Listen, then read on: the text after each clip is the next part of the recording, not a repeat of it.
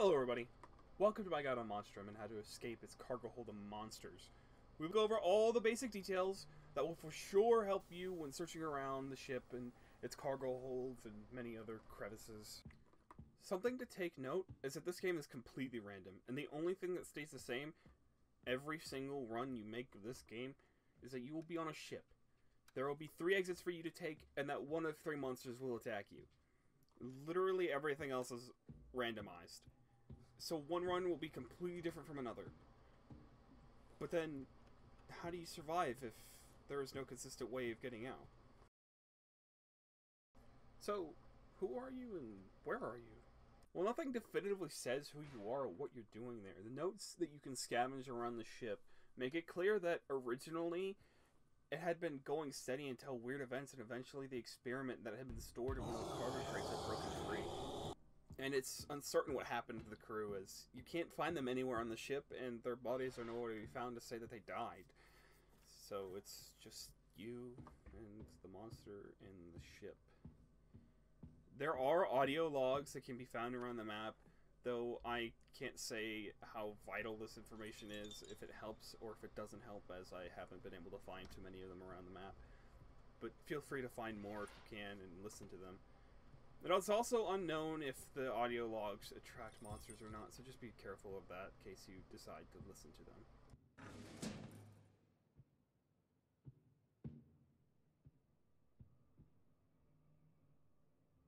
There have been a lot of delays, and the big boss Kobayashi's on board.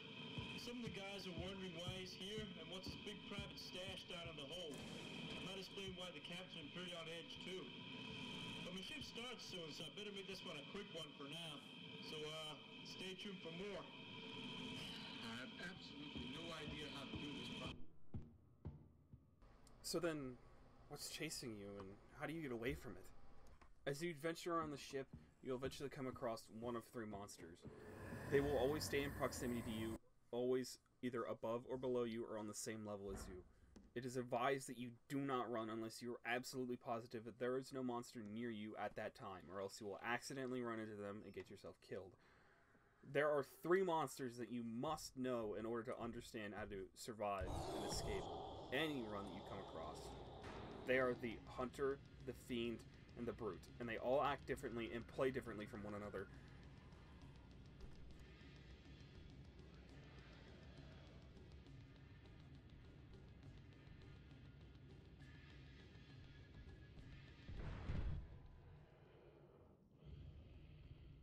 The Fiend is quite honestly the hardest of the 3 monsters for you to face against.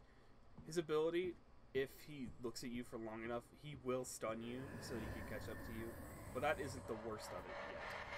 If he's near you, he will flicker lights above and below his level that he's on, but that's the problem.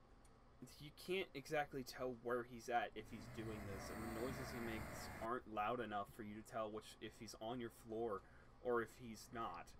So your best bet really is just to hide until those lights stop flickering, or else you just might accidentally run into him and get yourself killed. It is highly recommended that you restart your game and get a different monster if this is the monster you get, unless you're going after an achievement or you just want to see what his endings look like. If that's the case, if the lights start flickering, hide and listen. Try to figure out where he's at, and if you can't, just hide until the lights stop flickering, and then you're free to move. The Hunter is kind of a middle ground between the 3 monsters, and really truthfully there is no easy monster. This one isn't as bad as the Fiend. The Hunter's ability is to set traps around her general area that if you accidentally get the attention of, she can just teleport right through and start chasing you. She also has access to vents that also allow her to get around a lot faster than the other monsters. So be advised if you're making any sort of noise that you could attract unwanted attention very quickly, and you could very quickly end up not be living anymore. We'll talk about them later, but security cameras against this monster are very dangerous, as if you accidentally trigger one, she can easily come through the vents and gives you a nice hello. If she is near you, there are a couple ways to tell how. You can hear her by her sloshy, slapping footsteps. It's very easy to tell if she's above, below, or on your deck. But there's also traps that she can place if she's in proximity to you. Be very careful, as there are a bunch of them, and she can teleport through any one of them. You can also throw an item past them to cause her to come through them, but it's also very finicky, and, well, it's not that easy to do. The Brute isn't that too special. The only thing that makes him interesting is that he can smash through doors, so locking them is unnecessary when facing against him, and that he's the fastest of the 3 monsters that you can play against. However, he is still not as fast as the player, so you're still not going to get caught as long as you're running in a straight line. When playing against him, you'll notice his footsteps very loudly in whatever area he is, above or below you if he's close.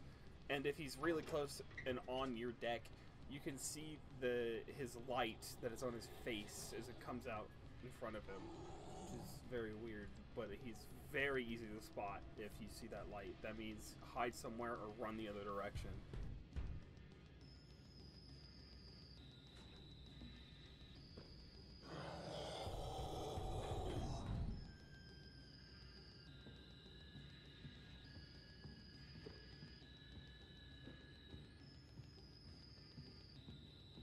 Now that you know what monsters you're going to be pinned up against, it's good to know what the exits are and what you'll need to leave.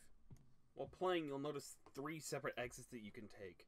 One is the life raft, which is above the cabins and right behind the captain's space. The helicopter, which is in the middle of the ship area. And past that, the submarine, the bottom level of the front of the ship.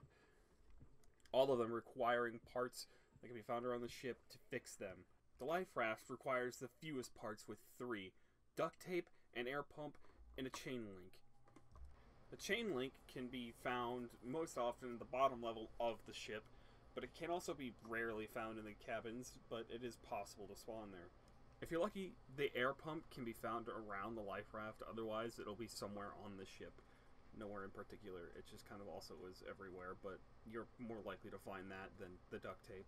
The duct tape is literally found anywhere. It is probably the hardest thing, one of the hardest things to find in the game. But if you can find it, you can probably get the life raft pretty easily.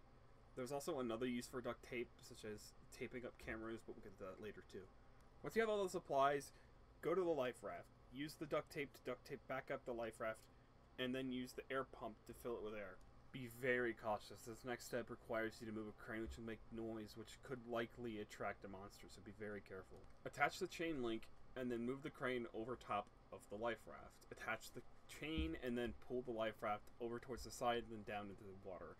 Run to the base level, and run to the gate and interact with the gate. You should escape then. The helicopter in the middle of the ship isn't too hard to fix either. It requires 4 parts, 2 gas cans, a plane key, and a bolt cutter. You'll need the plane key to unlock the door. It can be mostly found in the cabins area of the ship, but it rarely spawns in the bottom layer, but it is possible. The bolt cutters are found at the bottom of the ship area, or most often they are, and are needed to cut the helicopter free and to cut open some chains that are locking containers next to the helicopter for a fuel pump that'll be needed in order to get the gasoline into the helicopter. Once you have all the supplies, head to the helicopter, unlock the helicopter, cut the chains, and bring out the fuel pump. Dump out the gas into the fuel pump and take it close to the plane and hook it up. Once you start the fuel pump, be very warned that there will be a monster on its way, and if you do not protect the fuel pump, it will be destroyed and you won't be able to go through the helicopter escape. Use the steam pipes on the sides that lead up to the helicopter to defend the helicopter from the monster. Listen out carefully and be very cautious. You do not want to mess this up. Once the fuel pump's done, run to the helicopter, interact with it, and you should be out of there. The last possible escape route you can take is the submarine. You're going to need 4 different parts for this in order to fix it and use it to escape. You'll need a fuse in order to power back on the subsystems that engage it and ready the sub for underwater travel. You'll need a blowtorch in order to fix a piece of metal that has fallen off the submarine so that it can be used effectively. You'll need sub headlights to see where you're going, clearly. Who doesn't need them? Note that you only have to find 1 headlight to fix both headlights. Last part you'll need is the sub battery, and you need that in order to power the submarine. That's also kind of clear and obvious.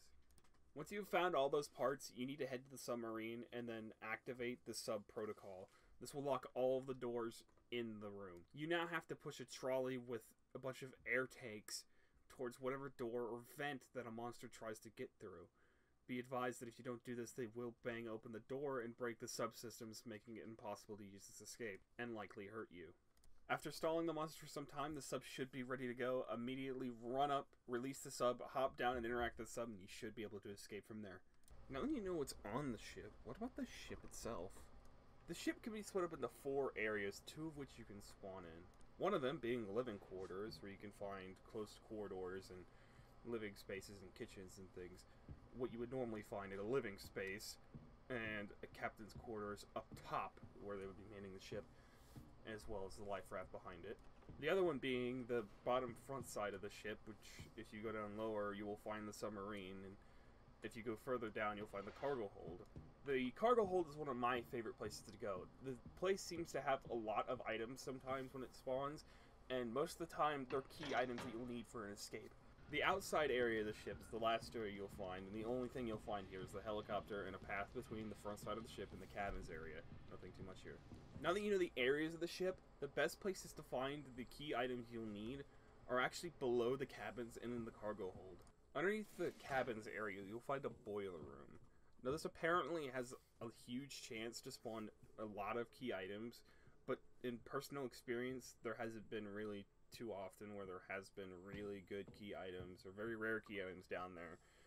And there's only been probably one instance I can think of where it has.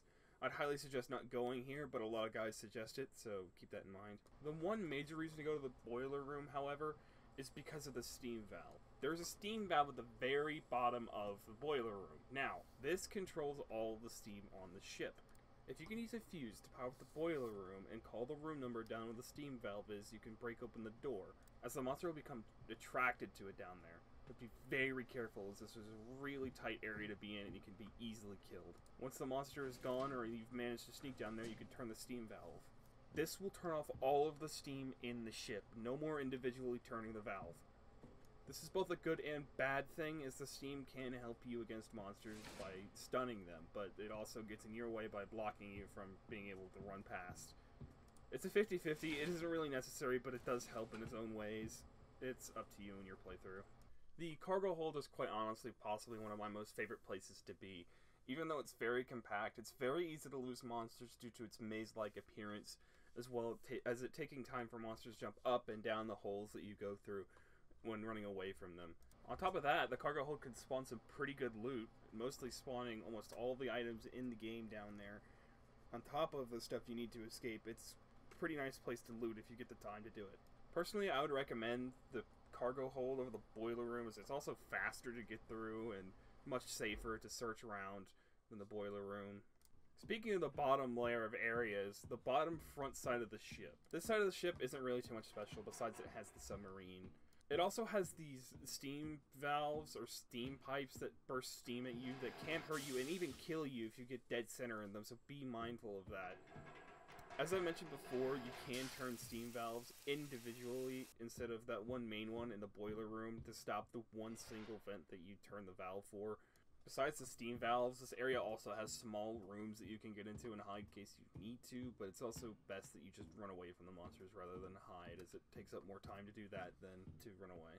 These rooms also might have some interesting items in them that might help you escape, but it's a decently low chance, but you might want to search them just in case.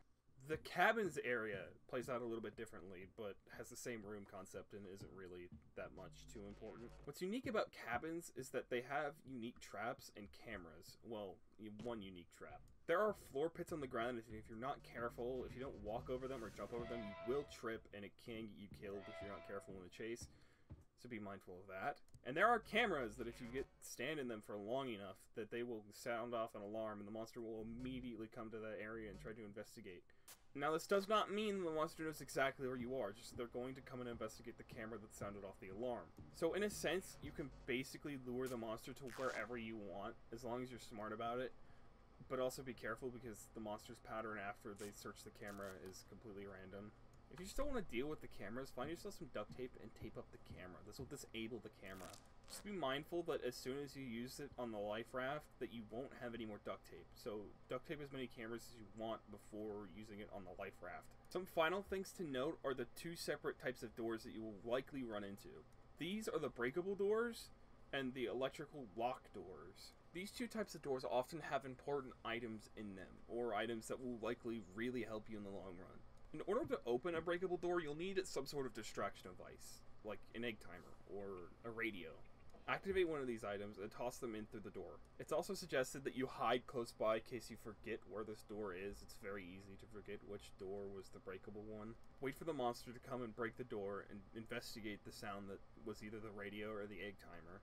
Then wait for them to leave. Be very careful as they're probably still close by, and go grab the item that was in there and get out. Now, electrical doors, on the other hand, they'll need a fuse. Open the fuse box nearby, place the fuse in, and unlock the door with the lever. This will let you have access into the locked room, and you can grab your item and get out. But something unique about these rooms in particular is that you can actually lock a monster in this room for maybe a few seconds or so. You're going to, again, need a distraction device, maybe a radio or egg timer. You're going to really need to hide nearby for this, or else you're not going to be able to lock them in time. Let them run into the room, close the door, and then flip the switch to lock the door, so that it doesn't have any power. Depending on where you threw the distraction device, the monster may have not even noticed you, giving you ample time to go search the area around before it breaks out. Oh, and I almost forgot, the hiding mechanics. Hiding isn't exactly a waste of time depending on the situation that you're in, as you'll likely be safe, as long as you're smart about it. Do not hide in the monster's line of sight or anywhere near that matter. Make sure that line of sight is blocked before you hide. Otherwise, the monster will know exactly where you are and pull you out of your hiding spot and knock you out cold. If done correctly, the monster should walk into whatever room or whatever area you're in and probably pull off the next hiding spot beside it and walk away. Be very cautious exiting your hiding spot after this, as you won't be able to hide there again if you get caught really close by. You're best just running. As the inevitable strategy is, running is your best bet, as it'll make more distance between you and the monster and doesn't take up as much time. So now that you know everything about this ship, or at least most of the basic stuff that you do need to know, what's the strategy? Well, as soon as you start out, you want to book it out of there. Grab the flashlight and the fuse and run. You have 2 minutes until the monster spawns and comes to get you, so use this time wisely. Find your bearings and run to the closest loot place you can go. May it be the cargo hold or the boiler room, it doesn't matter. Search for these places very quickly, grab what you can, and get out before the monster spawns. Unless you happen to be in the cargo hold, in which, as I've mentioned before, you're pretty safe. Once there's the monster spawned, play more cautiously. Be aware of what monster it is and where it's at almost all times. Some monsters have their own unique tells, like the hunter in the cargo bay. They have their own little nest set up there. The fiend will generally flicker lights around you, generally not give you a good time, and generally not fun to play against. Very scary though. And the brute will probably just be stepping around and groaning and making noises. You might notice that you might be getting a lot of items for a certain escape, and it's sometimes almost always the best idea to go after that escape, but always keep in mind other escape items as you come across them. Take, for example, you end up finding bolt cutters. Those are very rare, but you're after the submarine welding kit. It might be a good idea to grab those bolt cutters and throw them onto the ground near the helicopter in case you run into more items for the helicopter. Note that also you do not have to have all the items in your inventory when you're getting ready for an escape. You can always grab the items, go to the escape area, and toss them near the escape area. They will always stay there unless you throw them off the boat or something weird glitch happens that causes them to despawn. It's kind of important you know this for the helicopter escape, as you don't need to carry around 2 gas cans the whole game, especially just drop them by the helicopter if you're going for that. If you play it cautious enough, you should be able to grab all the items you need and head to an escape, and set up shop there. Get all the parts you need, fix the machine or thing that you need to escape with, and get out. A run shouldn't last more than 10-20 minutes at max, unless you're hiding a lot. If you go further than that and haven't made much progress, it's probably best you just restart. Basically, just to sum it up, use those 2 minutes, play as fast as you can in those 2 minutes, and gather everything you can in those 2 minutes, then play cautiously until you can get all of the exit stuff you need. It sounds really simple on the surface, but can be really difficult depending on whether or not you can find the items and how the monster plays for you. To basically sum up this game, it's a neat little randomized survival horror indie game. It can be very fun and interesting because of all the randomness it gives you. It can also be fairly scary too, as you might be doing something and the monster's footsteps will be nearby, or you'll be trying to run around the corridor and he's on the other end of the corridor and he chases you. It's an experience for sure. I tried to get through all of the important stuff as I could in what little time I have, and hopefully this guide really did help. While searching around through this game to find guides and stuff to do, there weren't too many of them around, surprisingly. Or at least in video format, and my goal for this was to try and push out something that was guide. It was really helpful, and basically touched on the subjects that some people weren't going over, or at least with the few guides that I have seen. Now, besides all of that Monstrum stuff, for me personally, I was interested in trying out this type of format with cutting footage together and doing this pre-recorded type stuff. And quite frankly, as I record this audio, I haven't even gotten through the editing process yet, which should be interesting. Quite honestly, I kind of just wanted to do this, see how it felt, see how it worked out.